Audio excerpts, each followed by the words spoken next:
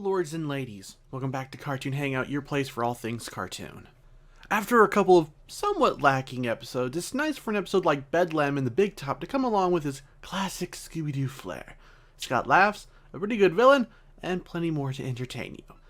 In this episode, the Scooby Gang end up investigating a so-called circus curse, and it ends up being Ghost Clown. Lame name aside, I definitely recall this episode from when I was a kid. I don't think it was so much his attire, although I say it is very memorable after all these years, but more so his gimmick of hypnotizing his victims into doing dangerous stunts. We see him use this on Scooby, Daphne, and Shaggy respectively in the episode. It leads to some of those humorous moments.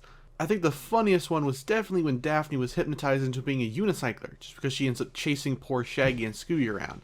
Oh, and for Shaggy's lame little bicycle joke. On a unicycle! She can't even ride a bicycle! This episode also marks the first real unique capture the gang's ever done, namely hypnotizing the villain. I will admit the timing really fell off on when they pulled their mirrors out and the villain not, being able to realize that, but it was pretty cool to see them turn the clown's trick on himself.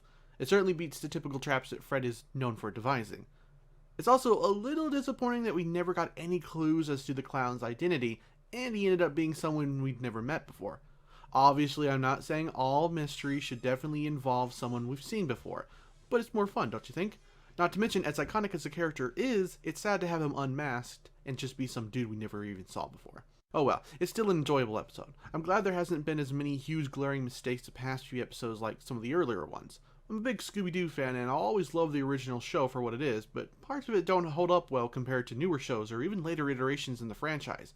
But if you're not looking for anything complex, you won't get any better than this series. And that's it for my review. Sorry it's a tad on the short side, but with an older show like this, there's not a lot to discuss. If you want to talk more about it, feel free.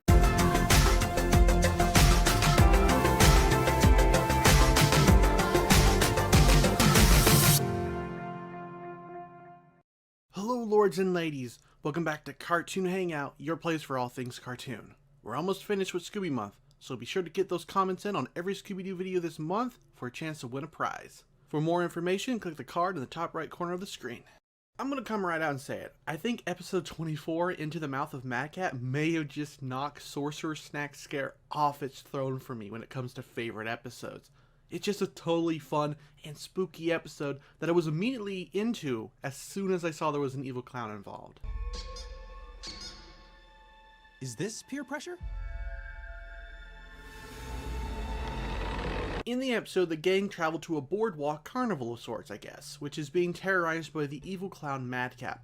He's not a ghost, or a monster, just a serial killer clown. We almost had the gang die last episode, and now the show suddenly hints at one of their villains being a murderer? Dang, be cool, Scooby-Doo. I approve. As far as evil clowns go, there's probably too many to list from the Scooby-Doo pantheon of monsters and creeps. There's the one from the 1969 series, but there's been a slew of other ones that I won't even begin to name. So this is another instance where I think the clown is original. Speaking of clowns, I think one of the highlights of the episode was Velma's fear of them. It's not often we get any kind of character arc in these solitary episodes, but we get to see Velma overcome that fear she has and kind of save the day. I mean, not really. The humorous part is she didn't even get a chance to step up, mostly just ended up stepping in the way of the oncoming evil clown and causing him to fall over. Still, I think it was an enjoyable and well-written part of the episode. Fun fact, this is not the first series to feature Velma's fear of clowns. I believe it was also first established in the third season episode of What's New Scooby-Doo, A Terrifying Round with a Menacing Clown. So that's a cool little reference for you Scooby addicts. The episode also featured at least a couple of twists on the typical formula, what with one of the suspects not having the best exits after a thinly veiled threat, or Daphne's nephew speaking up and solving the mystery for everyone, which you'd think would be annoying, but I actually thought was really fun. Oh, and the gang not so much splitting up, but leaving Fred in the lurch. That was sad for Fred, but still amusing.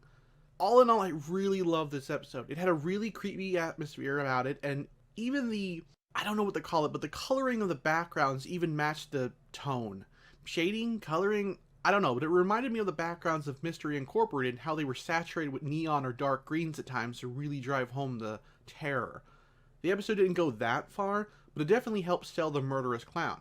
And speaking of that clown, I think Madcap is my favorite villain in this new iteration so far. He's just so murderously gleeful, and I love it. Plus, the fact that the show not so subtly hinted he's a murderer was a great addition. I like when the villains are truly villainous and not just chasing the gang around. I mean, technically, yes, the clown turned out to be Oopsie, who likely wasn't going to murder anyone, but the original Madcap? Now that's a character I wish had actually escaped and come back. Before I forget, because I have done so with other references, this episode also features another throwback to the classic series when the gang see their original designs in a funhouse mirror.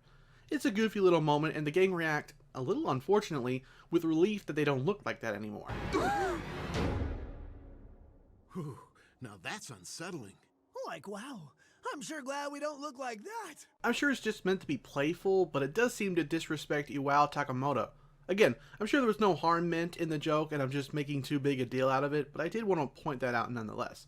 It also served to show us what the classic would look like if the design stayed 100% the same, but used today's technology to recreate it. And that's pretty stinking cool.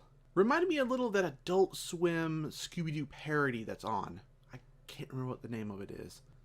Anyways, that's all I got to say on the episode. It's great, and you should definitely watch it, and you can. If you go and download it from the site, I'll list in the description. Just make sure to leave a reply on the thread, or else you won't be able to get the links. Once you watch it, let me know what your thoughts on it were. And for more reviews, click either of these two annotations. Thanks for watching, and take care.